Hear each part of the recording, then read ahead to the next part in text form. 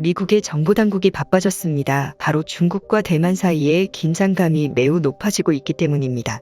미국의 인공위성에서는 중국 신장 위구르 지역에서 중국군이 미국 항공모함의 모형을 만들어 놓고 미사일 타격 훈련을 하는 것을 여러 번 찾아 공개하였고, 또 대만 공군기지와 똑같은 모형을 만들어 선제 타격하는 장면이 노출되기도 했습니다.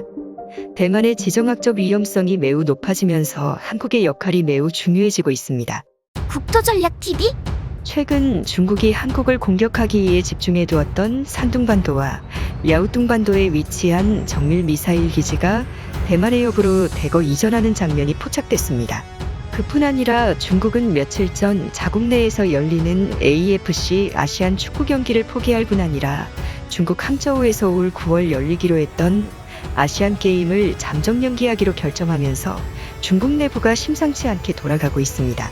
그뿐 아니라 중국에서는 대만과의 무력 충돌 상황을 대비하여 원자력 발전소를 수중 원자력 발전소, 즉 잠수함처럼 바닷물 밑에서 발전을 하는 시설을 만들어 놓고 중국 대도시에 전력 공급을 하는 작업이 진행되고 있습니다. 즉 대만과의 무력 충돌 상황에서 주요 전력 공급 시설들이 타격을 맞더라도 원자력 잠수함에서 공급되는 전력망을 통해 도시에 공급을 하겠다는 것으로 분석되고 있습니다. 중요한 점은 한반도를 공략하기 위해 놓여있던 중국 북부 정부에 위치해 있던 주요 전략 자산들이 대만 해역 부근으로 이전을 한 것입니다. 전문가들은 빠르면 2022년 10월이 유력한 상황이고 2023년 2월에서 3월 사이 중국이 대만을 통일하기 위한 작전에 돌입했다가 대만 군사 전문가들이 밝히고 있는 상황입니다. 이러한 상황에서 한국과 일본이 어떻게 대응을 할지가 국제사회의 초미의 관심사가 되고 있습니다. 바로 산둥과 랴오뚱을 공략할 수 있는 유일한 나라가 바로 한국군이기 때문입니다. 현재 대만은 한국과 사실상의 군사동맹을 맺길 바라고 있습니다. 한미일 대만 사각공조체제의 호주를 중심으로 한 영연방의 해군을 끌어들여 제2의 의화단의 난을 연출하기 위한 작전에 돌입해 있는 상황입니다.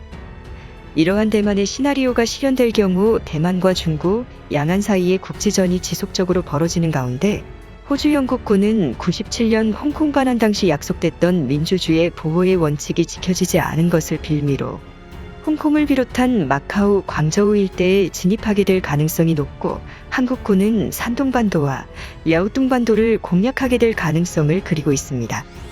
현재 한국은 동북아시아에서 가장 강력한 육군 부대를 보유하고 있는 상황이지만 남북 간의 대립 상황으로 인해서 이러한 양안 갈등에 신경 쓸 겨를이 없었습니다.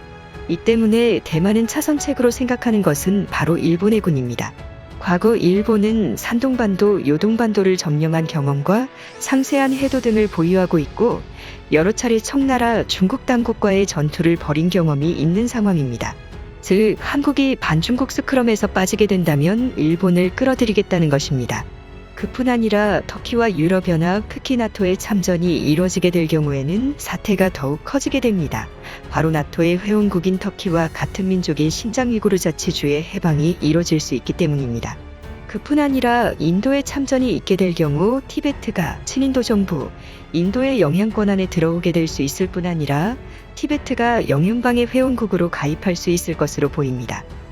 사실상의 전 세계의 공약을 받게 되어 마치 피자 조각처럼 중국이 공격을 받게 되는 상황이 오게 될 수 있는 것입니다. 이것은 제2의 의화단의 난과 흡사한 일로서 홍콩, 위구르에서의 인권 탄압과 자국민에 대한 인권 탄압 또 종교 탄압 등의 대가를 치루었던 1800년대 말 청나라 말기의 상황과 흡사하다는 분석이 나오고 있습니다. 그러나 과거의 중국과 현대의 중국이 다른 것은 중국이 핵무기를 보유하고 있다는 점입니다. 그러나 이마저도 미국 측에 의해 개발된 양자 컴퓨팅 시스템이나 초음속 미사일 요격으로 핵무기의 사용이 원천 차단될 수 있을 것이라는 분석도 나옵니다. 한국으로서는 우려되는 부분은 바로 북한 정권의 급변 사태입니다. 현재 북한은 급작스러운 감기 바이러스의 확산으로 인해서 일각에서는 북한 주민들의 영양 상태를 고려할 때 심각하면 인구의 4분의 1 이상이 희생될 수 있는 상황에까지 이르렀다는 분석이 나옵니다. 올가을 중국의 대만 침공의 상황이 예상되는데 감기 바이러스가 확산되는 가을 겨울철에는 북한이 더욱 심각한 상황에 내몰리게 될 수 있는 것입니다.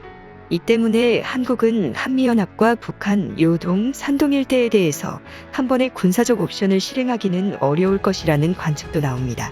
이 때문에 한국은 한미연합뿐 아니라 나토와의 연대, 인도, 호주와의 연대를 통해서 향후 산동, 요동 일대가 중국의 위협 세력으로부터 안전한 완충지대를 만들어낼 수 있도록 하여 한반도를 보호하는 일종의 양팔과 같은 역할을 할 수 있도록 지정학적 안정성을 꾀해야 한다는 분석이 제기됩니다.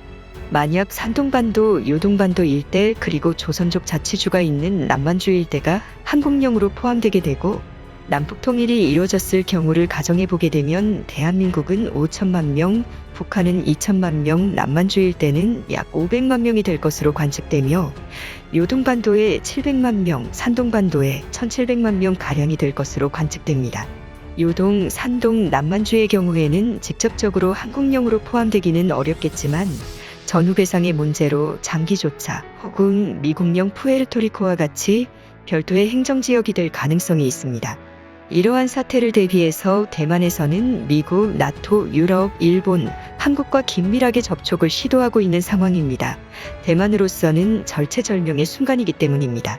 지난번 홍콩 사태 이후로 더 이상 중국 민족들이 살 수 있는 자유민주주의 국가가 사라질 위기에 놓여 있기 때문에 중국 한족 엘리트 부유층들은 대만을 수호하기 위한 필수의 노력을 기울이고 있는 상황입니다.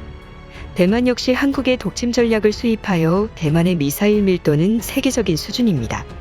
그뿐 아니라 잠수함 개발 등에 있어서 한국과 비밀리에 접촉하고 있다는 정보가 돌고 있고 이러한 상황에서 대만에서는 자신들의 민족적 정체성을 더 이상 중국 한족이 아님을 선포하고 나섰습니다. 그동안 대만은 자유중국 혹은 중화민국으로 불리며 중국의 한나라, 명나라 등 한족 국가의 정통성을 잇는 국가로서 만다린 한족의 직계 계승국가로 그동안 자부심을 가져왔습니다. 그러나 최근 들어 세계적인 반중 여론과 반세기가 넘는 세월 동안 중국 대륙과 대만과의 혈통적 연결이 끊어지기 시작하면서 대만 내에서는 더 이상 한족이 아닌 폴리네시안 오스트랄로이드 계통의 태평양 민족의 정통성을 강조하고 나선 상황입니다. 현재 대만의 젊은 층들 사이에서는 우리나라는 한국의 아름다운 한복이나 일본의 키모노와 같이 일상적으로 입을 수 있는 정통 복식이 없다고 한탄하고 있습니다. 또 그렇다고 중국의 치파오를 입자니 중국인의 느낌이 있어 선호를 하지 않고 있는데 그 대안으로 대만섬에 원래 있던 원주민, 즉 태평양 원주민의 전통 복장을 입자는 움직임이 확산되는 추세입니다. 이제 대만은 더 이상 중국의 대륙의 정체성을 버리고 해양국가로서 확고한 정체성을 갖기 위한 역사를 써내려가고 있습니다. 최근 우크라이나는 러시아의 침공으로 인해서 세계의 역사학자들은 우크라이나 사태를 두고 다음과 같이 언급합니다. 지금 인류는 생방송과 SNS, 유튜브를 통해서 우크라이나 민족의 건국 신화를 보고 있다 라고 언급하고 있습니다. 그동안 우크라이나 민족은 옛 소련의 지배로부터 벗어난 지 오래되지 않아 민족적 정체성과 국가적 정체성이 모호한 상황이었습니다. 그러나 러시아의 침공으로 국민적 단합이 이뤄지면서 우크라이나의 건국 신화가 만들어지고 있습니다. 이러한 상황은 대만 역시 마찬가지가 될 것으로 보입니다. 지금 전 세계는 글로벌리즘이 종료되고 있습니다.